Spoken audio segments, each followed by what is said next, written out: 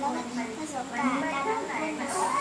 แล้วก็จะใส่ซีอิ๊วตามชอบค่ะแต่ใส่นิดเดียวค่ะถ้าเยอะก็คงจะเข้มค่ะ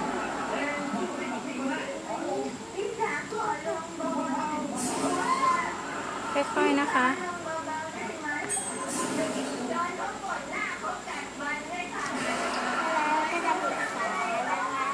เราจะมาคนให้เข้ากันให้มันเป็นสีฟ้าเ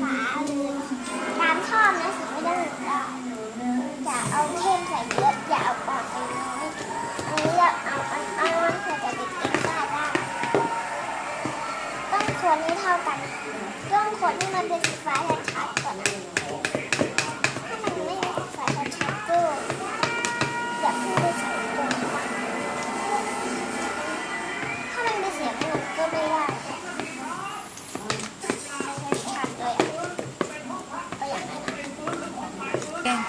เราใส่น้ำลงไปด้านช้อนหนึ่งนะคนก็เราทำไปแบบนี้นะอันนี้ต้องให้มันครีมหน่อยนะดูจะได้ค่อยๆรับตัวเป็นก้อนก็บ้านที่อ่ะแล้วก็คนค่ะเราค่อยๆใส่นี้ลงไปเลยนะคะเราเห็นว่ามันเป็นคืออะไรคะอันเนี้ยอันนี้ค่ะคือ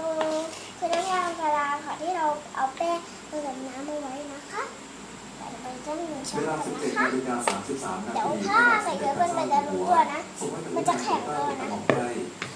ถ้าใส่ไปช้อนหนึ่งจะเลยว่ามันจะเข้ากันแล้วนะคะดูตอนนี้นะคะเราทำแป้งน้อยค่ะเราก็เลยต้องใส่บดด้วยค่ะแต่ถ้าคนอื่นทำแป้งเยอะใส่น้อยๆนะคะเพราะแค่กลัวมันจะแข็งนะคะใส่ทีละช้อนด้วยนะอันนี้คือที่หมดแล้วเราน้อยนะคะก็ไม่รู้เหมือนกันมันหมดแล้วน่ะดูถ้วยหมดตอนนี้ค่ะเราพักไปนานอยู่นะคะแต่มันก็เริ่มแล้วนะคะนี่ดูค่ะเริ่มเป็นแล้วนะไหนยืดให้ดูหน่อยค่ะเดี๋ยวก็เราจะยืดให้ดูนะก็ยืดได้นานงั้นเดี๋ยวช้อนหนึ่งดีกว่าเพราะตอนนี้เราทำแป้งไว้เยอะแล้วค่ะจนแป้งมันจะหมดขวดแล้วนะค่ะแต่เขาเขียนกับไม้พายก่อนนะคะตรวจโรคทั่วไป324 คนตามมาตรการ55 คนรวม379 คนปรากฏว่าส่วนใหญ่จะป่วยด้วยโรคกล้ามเนื้อและข้อเป็นผู้ป่วยที่รักษาต่อจากโรงพยาบาลปัตตานีกม.10โรงพยาบาลบางละมุงแต่มันก็ใกล้แล้วนะและโรงพยาบาลพระนางเจ้าสิริกิติ์จำนวนของทัพเรือจังหวัดนราธิวาสใส่อะไรคะใส่ออยประมาณ25ไม่รู้เหมือนกันอะไรไม่รู้เสื้อก็สี2 ตัว25.4ค่ะสี2 ตัวเรานะคะก็ทำหลายทีแล้วนะคะแต่มันยังไม่สำเร็จค่ะแต่ตอนนี้นะคะเราใส่แป้งเยอะจนจะหมดขวดอยู่แล้วค่ะแต่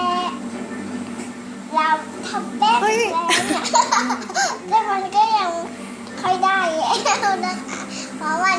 ยังไม่ค่อยติดแล้วอ่ะมันเปิดแล้ว